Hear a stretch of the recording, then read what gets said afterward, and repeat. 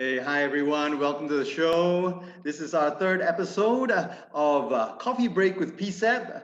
This week we welcome our very special guest. He is Mr. Adrian Praveen, the CEO of Arrowwood International. How are you doing, Adrian?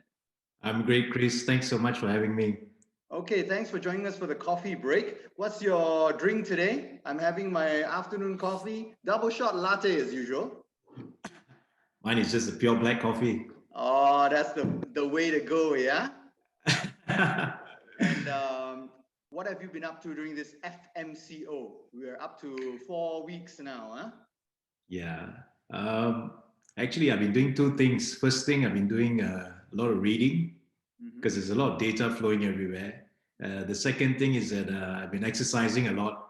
So I shaved off a bit of kilos off my body, and I feel pretty I can amazing. see it. Even on your screen, you've lost a few kilos, huh? Well, did I? Yeah, that's great. That's great. Okay, Yeah. so I think we can give each of our guests who are tuning in now a little bit background about how we know each other. I'd like to tell a little story about the first time I met you. Is that okay? Yeah, of course, of course, of course. We walked down memory lane. This was many years ago. I was running a big dinner event. I believe it was at Traders Hotel, Penang. And we had engaged the Saint Saviour's bagpipers and drummers to come and give us a very powerful and exciting opening to the event. And guess who was the drum major leading all the musicians to give us this impact? None other than Mr. Adrian Praveen himself. At a tender age of just 16 years old, I believe at that time, already showing his leadership capabilities. And I'll never forget that occasion when I met you the first time. It's really long time ago, Chris. That's right. We've been in the industry a long time. Yeah, that's correct. And That's then correct. we moved down, of course, in time, and where you have gone to many hotels. But we met back when you joined G Hotel. That's You correct. know, that was my de facto place every day where I go to, of course, use the gym and pump iron. And also we collaborated on several events. You being in sales and marketing, myself in events, we did collaborate on several very exciting events over at the hotel, yeah? Yeah, pretty awesome time back then. Yeah, pretty awesome That's time. right. And Yeah. so you progressed through several other positions. And finally, you opened your own consultancy company now, which is what we're talking about, Arrowwood International today. That's correct. That's correct. For the benefit of our audience, maybe you can tell us as a hotel consultant, what exactly it is that you do. Okay. Well, Arrowwood is actually a boutique consultancy firm. Basically, what it means is that we're the solutions provider to the hotel industry. And how we execute this is actually through 4 products and services that we have. The first one being assessment, which is extremely popular right now. What the assessment does is that it looks at the concept of the hotel, the business model, and the revenue generations of it. And we, of course, look for areas of improvement in this assessment. And in this FMCO, I mean, we're very fortunate that a few clients have engaged our services. We have gone on to sign another 2 for the past few weeks. That's very positive. And the second thing is that we also provide systems for hotels to better manage their hotels. The third thing is that we are HRDF certified, so we provide training. And the fourth thing is that, which was recently launched, is called the affiliate. Affiliate means that, of course, with the current times, we are also looking for people, hoteliers, to join our affiliate program to be a hotel consultant, right? So then they can actually earn from some of our profit shares that we're offering. Oh, and any department of the hotel, you got F&B experts, sales and marketing expert, front office. That's correct. So That's like correct. Even myself, if I wanted to join your affiliate program for sales and marketing, PR, or events, I think I'm going to sign up after the show. Yeah, you can. I think the only criteria is that you have to be a hotelier. That's the minimum criteria that we need. I see. And you can also, Chris. That's excellent. That's a great idea, because there are many people, many years of experience, deep expertise in the field, and they have found themselves unemployed or underemployed at this moment. They can work with Arrowwood to, of course, exploit and use the benefit of their experience. That's correct. Okay, great. That's We'll correct. dive into the questions that we've lined up for today, and we'll go to the first one. What is the current situational analysis for hotels and accommodations during this time? I think this is very important. I think this is something that's expected, right? Obviously, the hotels, I'll break it down into two sections. The first section, when we talk about rooms, predominantly hotels are running at 20%, and that business comes from the quarantine business. And in terms of F&B, I believe I read somewhere that the losses for F&B is about 135 million. Yeah, it's a huge amount of money that's been lost. And of course, with all this being said, what hotels are doing to push up their revenue is to actually find corporate business. And we believe that there's some hotels that are doing slightly above 20%. And this comes from the manufacturing sector, I believe, catering to the corporate segment. And for the F&B, the hotels are also looking to ramping up the delivery, where they actually do a lot of takeaway. I think in a lot of hotels, you would see outside where they actually work on a hawker concept or a takeaway concept where you can drive through, that's correct, yeah, to come in, just sort of to gain incremental revenue from there. Right? But all of this is something that is not to be, it's to be expected actually with the movement control order and all that. But I think in terms of closing it, I mean, at this point, I think it's a good thing in a way, because this will actually allow numbers to be brought down and for us to quickly go back to normality, right? Or not, it's going to open and close, and then we're going to have a big problem when this happens. Right. Okay, let's take a look at the next question. And we're talking about hotels, of course, are dependent on their bookings and walk-in customers. How would you advise hotels in their future planning as we move ahead, in the light of what has happened and things that might get postponed or cancelled and so forth? This is a very tough question, Chris. I think it's difficult to do future planning right now because a lot of this is subjected to the control orders and government policies. That's right. To solve this, what we have to do is to actually come up with a targeted tourism recovery plan. Right? What I mean by this, if you look at the big picture of it, we need more tourists to come in, right? That means that we need blood to flow in the body. If the blood doesn't flow in the body, it doesn't work. So perhaps a much better approach would be to gather the industries from the ministries, airlines, travel agents, attractions, and hotels to come together collectively to form a think tank, right? And this think tank can actually can look into perhaps 3 areas, if I can suggest. First is to actually look at the quarantine. When you talk about quarantine, I think ideally, if we can, we should bring the quarantine down to 0 days, if possible. If not, then I think we should look at minimal for those vaccinated. And when you talk about quarantine also, we think about the experience about quarantine. Can you imagine when you were to fly to Malaysia and then you have to quarantine? I know it happens everywhere, but the experience of quarantine can be improved. Yes. And what I mean by that is that we can give a schedule to all travelers who come to Malaysia, that when you quarantine, we've got a schedule of, for example, let's say from 9 to 10, you get to exercise. We have an exercise routine for you. And from 10 to 12, we give you something about health talks. And then you line up some activities so that people are not bored when they are during their quarantine period. So that's the first thing where we look at quarantine. The second thing is to actually promote Penang, Malaysia as a whole. I think we will need a campaign for this, right? Maybe, for example, Magnificent Malaysia or something like that, because it's M, that's why I say Magnificent Malaysia. And if you look at how South Korea has done it, they have actually partnered with BTS, which is a popular K-pop group, to actually promote the destination. And they actually came up with something called I-SEOU, I-SEOULU. And that's pretty amazing on the reach that they have managed to achieve. The third thing that can be looked at by the think tank is to actually come up with a timeline. And this is the most important thing. Because without a timeline, the hoteliers and the hotel industry is not able to plan, right? we're just like living in a world without a calendar. So that's going to be a big problem. If you take a look at Thailand, Thailand has actually come out to say that they're looking to fully open by mid of October. So at least the hoteliers would be able to plan, horizon. That's correct. That's correct. So we need something like that. So the think tank can come together collectively to formulate a strategic recovery plan that looks into quarantine, promoting Malaysia, and also coming up with a timeline. And I think that will really, really help the industry.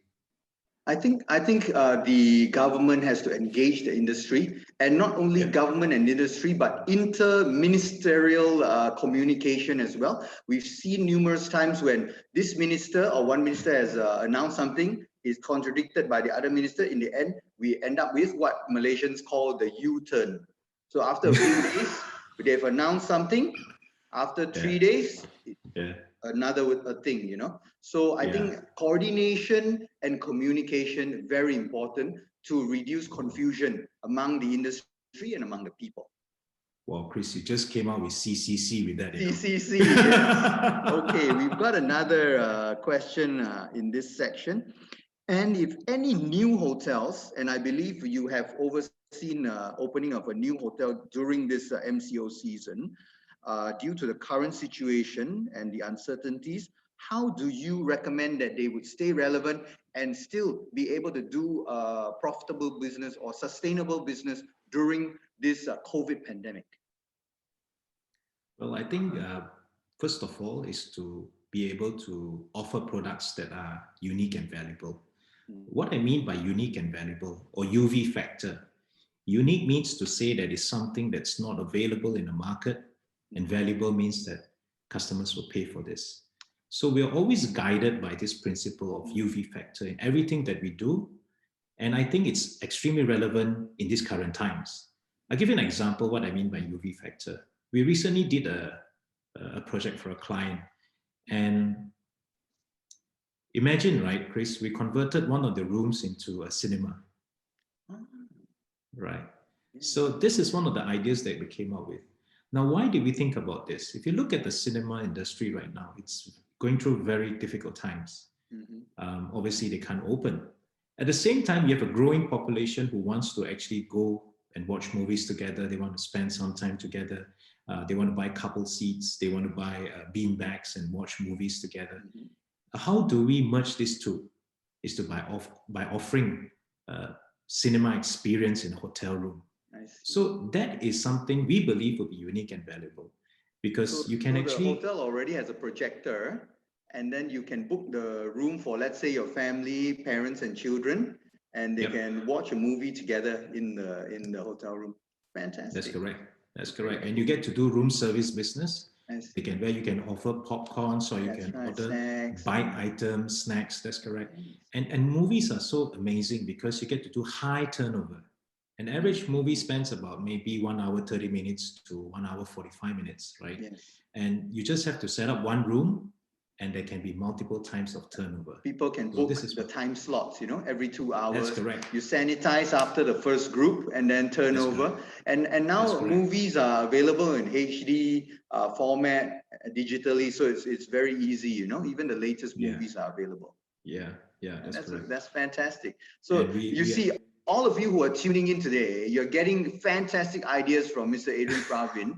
And the tip is you don't even have to pay if you're watching the show, okay? So tell your friends about it. Tell them to log on now, because we're getting gold over here, okay? Getting gold from Adrian. Okay, we're going to take a few seconds just to take a look at the live feed and see who's online with us right now. We'll take a sip of coffee and take a look. We've got Michelle Koi. Hi, Michelle. Leon Tan from Berjaya Hotel. Caroline Gore, your former colleague over at G Hotel. Yeah. Hi, Sivaji is here. Hi, Andrew Ong. Jessica is here, of course, to support us. Thank you, Jessica. Philip from Royal Hotel is online with us. Hi, Philip. Amos Wong, welcome. And who else is here? Joey is here. And Karen Un, Gita from Spice or what do we call it? Instant Expo. Fantastic. And now all the wonderful guests who are online, if you have a question that you'd like to pose to Adrian or to PCEB, you can send it in, and our team is behind the scenes vetting through all the comments and all the questions that are being sent in, and we will try to address them at the end of the show, okay? So Adrian, are we ready to go on to the next section? Yep. Let's go. All right, lessons and takeaways, yeah? So we see that hotels have been whipping up new menus, food delivery, drive-through. What other short-term offers can hotels make to appeal to their customers? If you look at the key challenge right now is that there's a lot of empty rooms and there's a salary to pay for the employees. How do we address that, right? So I think if I can, I'd like to break it down into 3 areas. First, in terms of room accommodation. Obviously, we can convert room accommodations to other forms of usage instead of just for sleep. And one of those ideas, which is business offices. And I understand that a lot of hotels have been doing business offices, which is great, and it's a good approach to take. However, from hotel, they call it, yeah. That's correct, work from hotel. However, the key point here is that if hotels are going to market their hotel as it is, as a business office, it may not work. Because we must first understand, why do people want to go out and look for a hotel as a business office, right? And there are 2 things they look for. First thing is to actually have a room that is actually motivates you to work or has a working environment. What I mean by this is that if you're going to put a bed there and convert it into, okay, you can work as a business office, it's not going to necessarily work, because, I mean, if it's for me, right, I'll probably sleep on the bed. Right? So the idea is to actually remove the bed, and it doesn't take a lot of effort. Maybe perhaps 3 to 4 rooms, right? Convert 3 to 4 rooms, remove the bed, put in some sofa, put in a decent desk. I know some desks are extremely small, and if you want to sort of use the laptop, your hands got to go, like this, and it's difficult, right? So you need to ensure the environment works. And the second that is most important thing is actually to ensure that internet connection is good. We need high-speed internet connection and a stable one, because a lot of meetings are now conducted electronically. And we have received feedback from hotels that offer business offices, and when the clients book the room, they say, okay, they can't work because internet connection is poor, right? So these are the 2 areas to look at. The second thing when you talk about F&B is that the biggest challenge for F&B right now is to actually increase the capacity, right? With the social distancing and a minimum requirement, a restaurant that typically could hold 100 people can only now hold 50 people, right? So how do you increase that? And the answer to that is to convert your rooms into private dining rooms, right? And we have suggested this to one of our clients, and they were extremely successful, right? And it's very, very good, and customers will pay for this, because the biggest challenge right now is that customers want to dine, but they cannot dine. I'm not talking about now per se, I'm talking when dining was allowed. Yes, dining. And the customers want to dine, they don't have a space, and the hotel couldn't accommodate due to restrictions, right? Due to the SOP compliance. So the other alternative is to put them into rooms. Bring out the bed again, put in a nice table. Yeah. That's correct. Comply with the social distancing, etc. And you can make a lot of money from this. It's really even safer because you are with your own family. You don't have to mix with the general crowd in the coffee house. Yeah. That's correct. That's correct.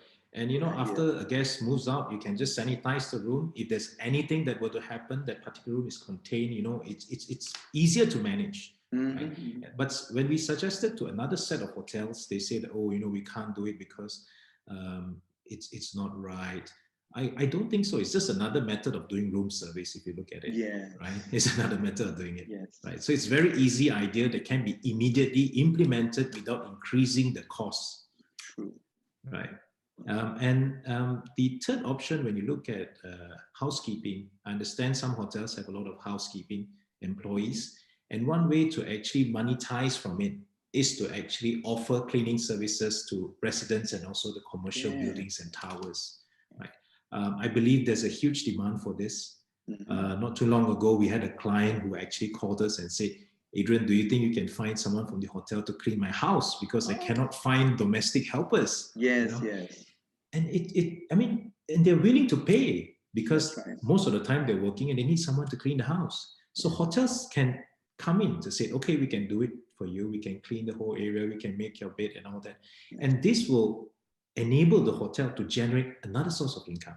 That's Right, a and great this idea. will enable them to pay for their salaries also, so you can I think retain I've your seen employees. I think I've seen a promotion where the hotel will even do your laundry now, iron, Yes. wash and iron. So you can send. They've got laundry capacity over what they need now. So they open to the public. You can send your laundry to be done at the hotel, and the hotel has very good equipment, and they use fantastic chemicals. So it's a win-win situation. You know, That's a rates are very, also very good very idea. reasonable. So these are brilliant ideas. You're giving us That's correct. fantastic ideas. All right, let's move on to our next question. Our hotels are at their lowest occupancy rate. What are some of the motivational coaching and training that you would provide for the staff? Are you doing that in preparation for when we reopen and we expect influx of guests? If you're asking whether are we doing it, yes, we are doing those form of trainings. We are also HRDF certified. And I think the typical trainings that we provide for clients are actually, number one, product knowledge. We emphasize a lot on this product knowledge. Maybe I can share with you about the product knowledge experience, right? Not too long ago, I dined in a restaurant. I would think it's a 5-star hotel, luxurious restaurant. And when I was ordering a meal, I ordered beef, and I said, can I'd like to order steak and medium, please. And the person replied me and said, okay, actually it's standard. So I said, no, I would like it medium. He said, no, it's standard. And immediately I understood that, okay, I don't think this person understands what I want to order. It's the cooking of the beef that I want it medium, right? Of the steak. That's correct. They thought is what? The size. This, and this comes to show how important training is for product knowledge. Every employee in the hotel must be really, really sharp and really equipped with. I mean, they must have a good product knowledge of what the hotel is offering, right? Or not, the whole experience is going to spoil. The second thing is that we provide training also in terms of customer service. This is something that's very important. Yeah. And the third thing we look at is leadership. Especially now, leadership plays such a huge role, right? With poor leadership, obviously, you can see the hotel falling apart, right? And we think leadership is really going to make or break an organization, right? And the next thing about training is that, sometimes when we talk about training, not everyone believes in training. But I like to share this if there are hotel owners out there listening. Training actually equips the hoteliers with knowledge to be better at performing their tasks. So it really helps them be better. And a lot of times owners ask us this question, are you sure I train them? Nothing comes out of it. If I'm sure we all know this, right? I can't mention the name. A very popular hot pot restaurant, very popular, right? Is so well known in this world today with this amazing level of service. People go there really for the experience of it, right? Right from the arrival, if you don't have a place, they let you do something. You can play games. They give you snacks. They keep you occupied, right? This goes back to the first point I was sharing about quarantine, where you need to keep people occupied during quarantine. So coming back to this restaurant, they keep you occupied. They let you play games. The moment you go in, they treat you like a king. Or can I do this for you? I'll put this cutlery for you. It's so impressive. And why are they able to deliver this level of service? It's purely because of training, right? So, and you look at how successful they are, extremely successful, right? So yeah, that's that. And I believe for yourself, you're a big proponent of running a very lean organization, not so much the traditional levels of hierarchy, but more on very empowered employees, multitasking, I believe. So maybe you tell us a little bit about that. We are non-believers of a very high level hierarchy because when the hierarchy is too high up, to get something done is difficult. I believe that it has to be at maximum 3 tiers: entry, mid-management, senior management. That's it. Because the higher the hierarchy goes, when the leader or the GM or the owner says, okay, can you do this? So typically in a conventional structure, the head will tell the assistant will tell supervisor will tell this, and then it goes down and down and down. And so it's very long, right? And it's not effective, it's not cost effective. So in our consultancy that we've done, we've always structured it to be 3 tiers at max: entry, mid, and senior. Yeah. That's excellent. Okay, we've got a few more questions. What kind of improvements would you recommend the owners take right now, since they have time? The hotel is not open. What kind of improvements should they take?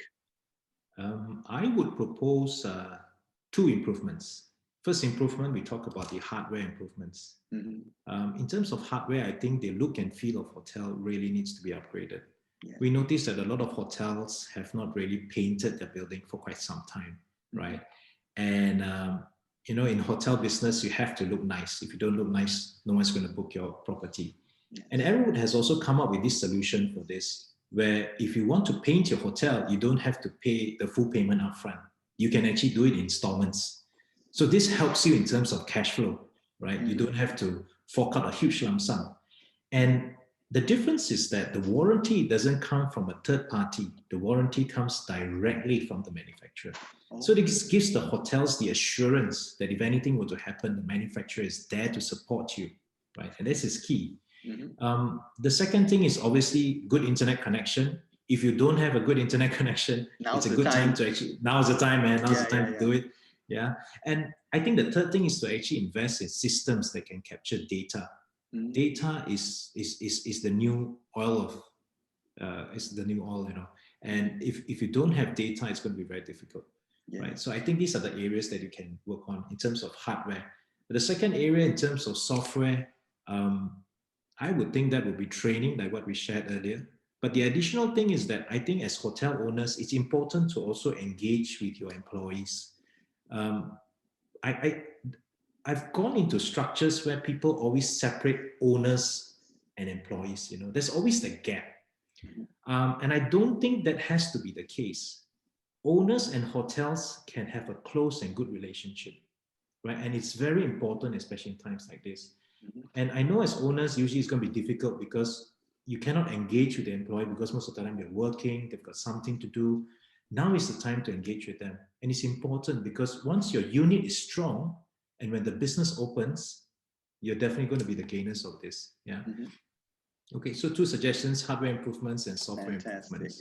Yeah. Now is the time actually, because sometimes they can't do the repairs that need to be done. The hotel is running so busy, the rooms are needed. Now, simple things like piping, wiring, carpets, and so forth, it all can be addressed, during this downtime. Right. We call it downtime.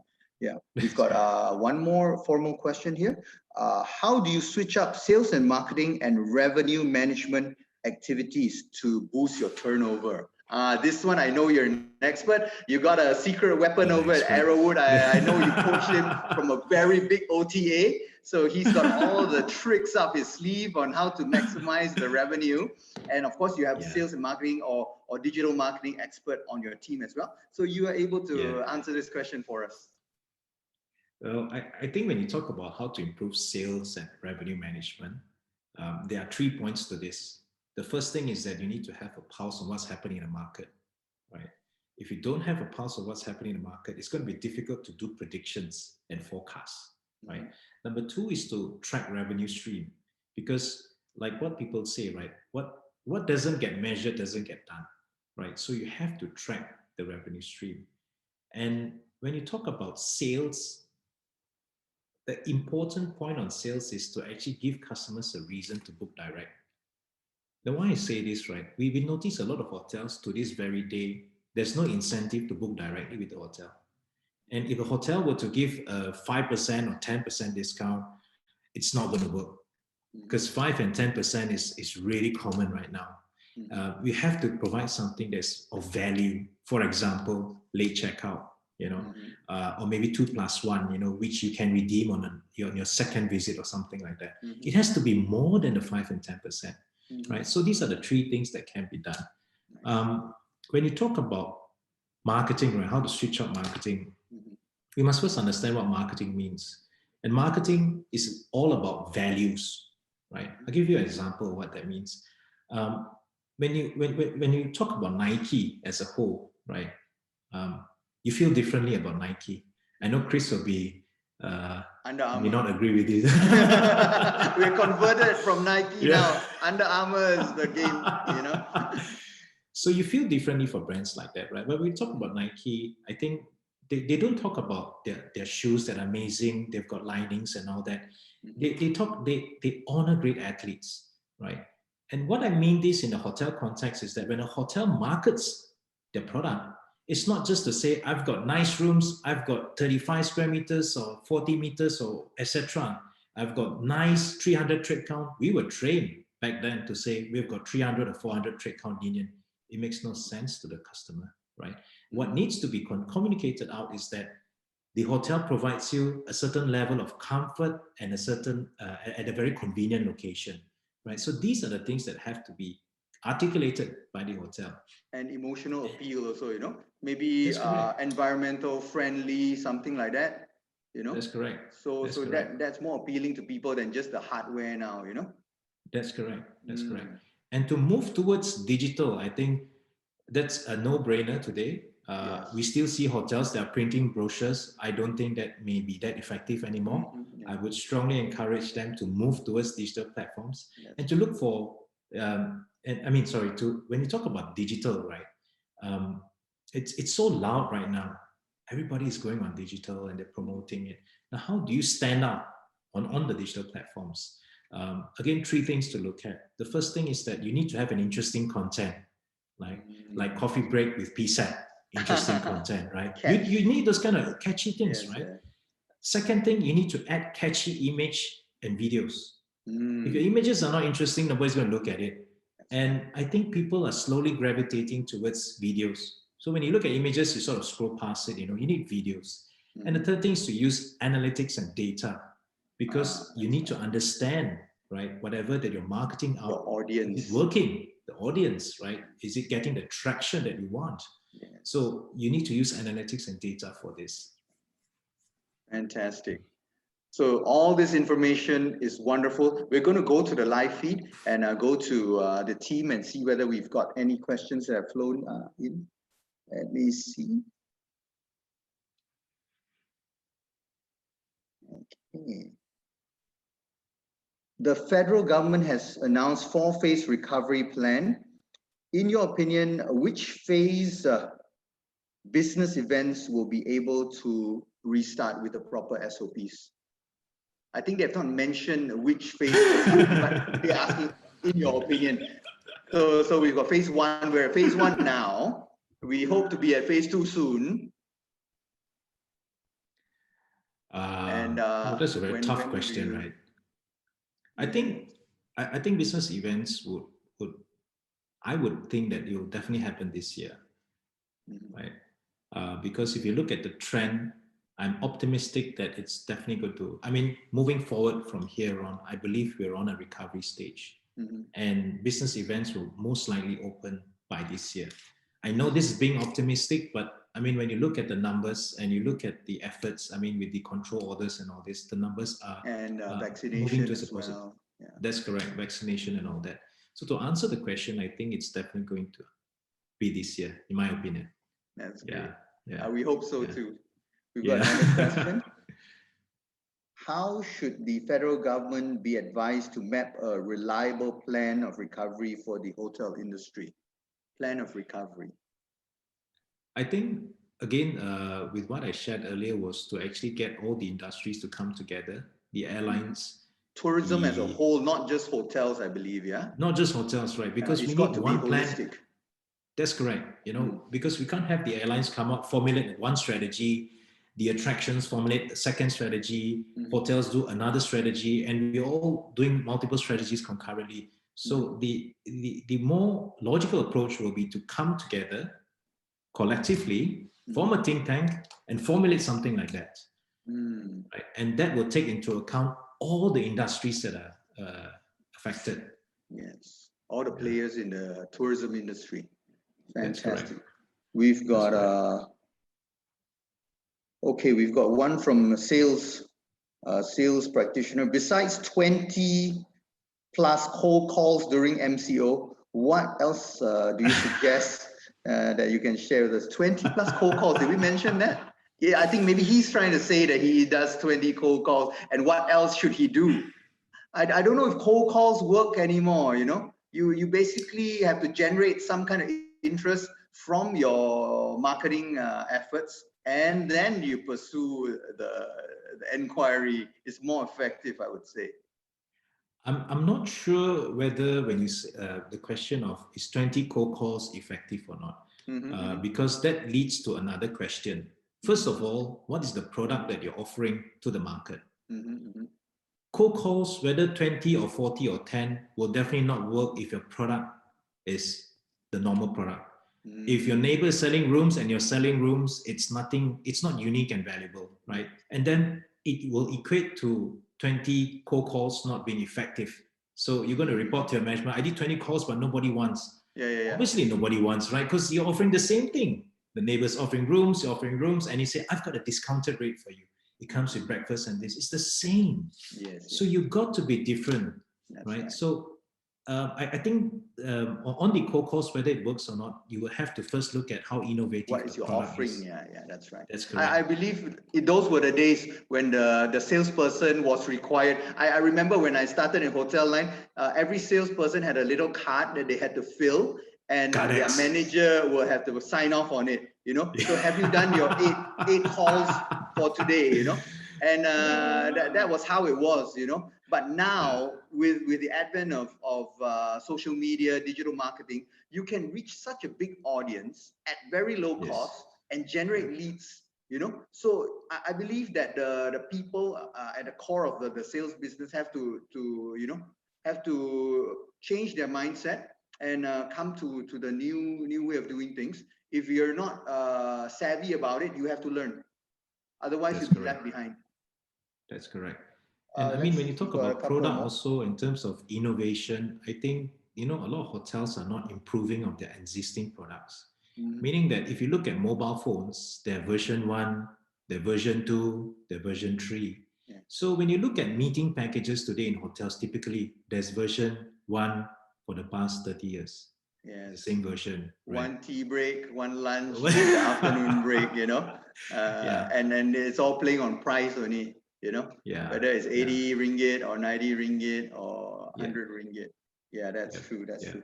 Okay, here's another question that's come in. How should we plan our digital marketing expenses, considering the tight budget now? Any phase or tier of progress? I think what they're asking is, okay, everything's tight now, money is tight, business is not coming in. Should we still spend on digital marketing? I think to answer that question is yes, you still need to spend on digital marketing. And I understand that everything is tight right now. Right?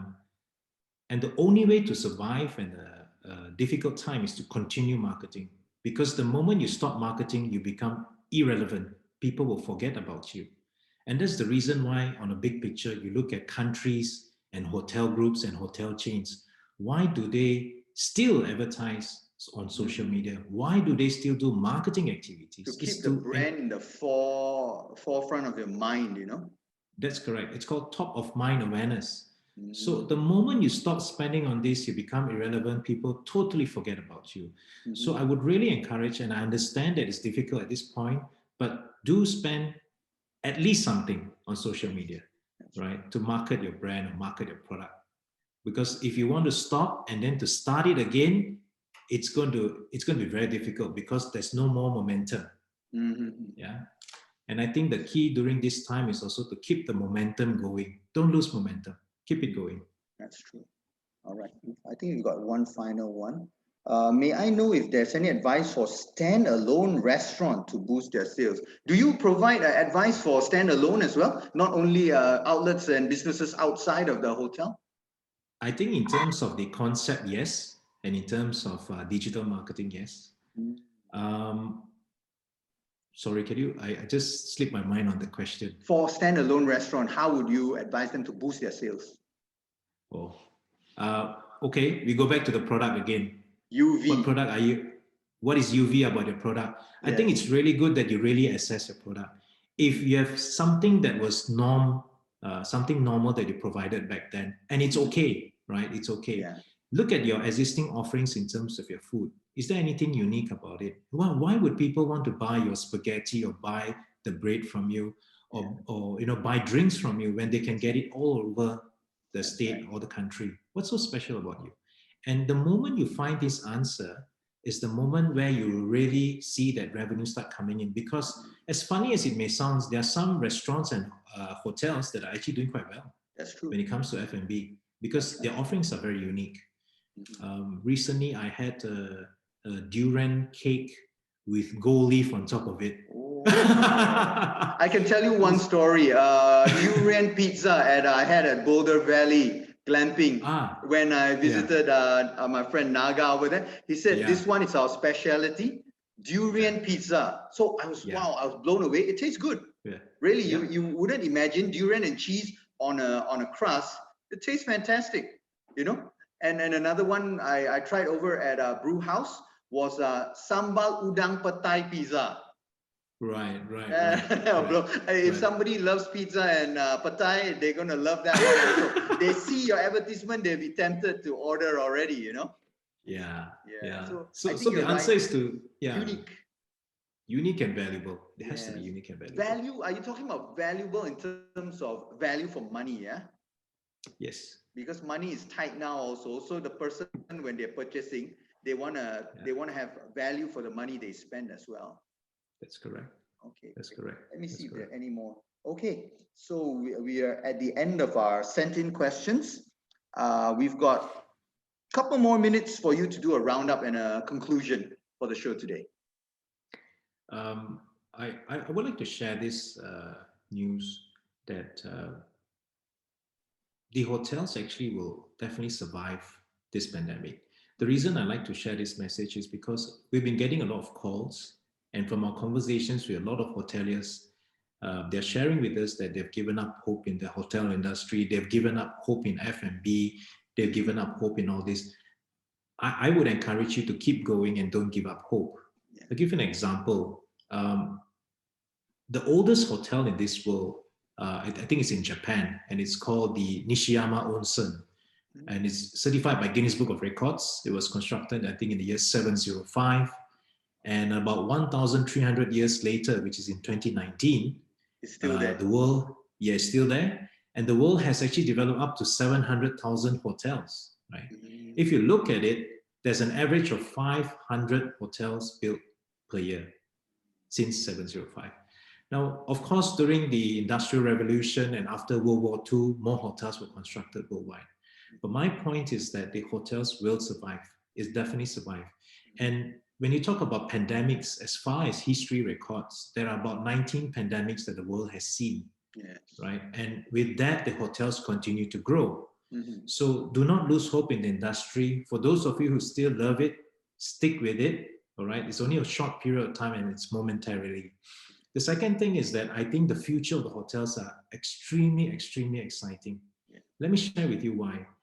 In the coming years, we will see more robotics involved in this, more technology incorporated with it, and more experiences that'll be enhanced using your mobile phones. What I mean by that is that, can you imagine, right? Now when you check in a hotel, you would have to typically go to a kiosk, or you have to go to a counter and you check in, you put in your passport, your IC, and all those details. Now imagine in a world of where the future hotels of the world, where you don't have to register anymore. You just walk in. As you approach the lift, it identifies your facial, your face, it puts you up to the level, you check in using facial recognition technology, right?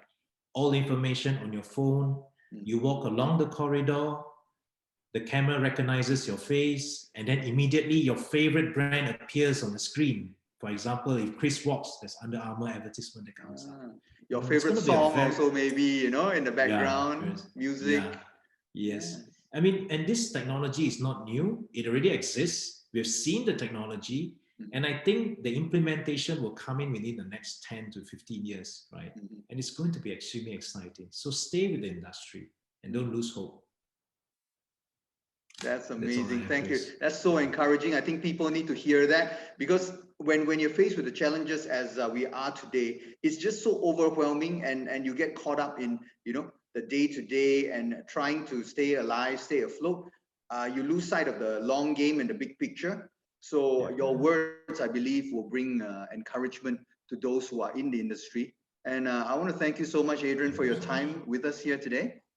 Thank you for having me, Chris. Thank you. Fantastic. Very, very uplifting, very useful information that has been shared with us.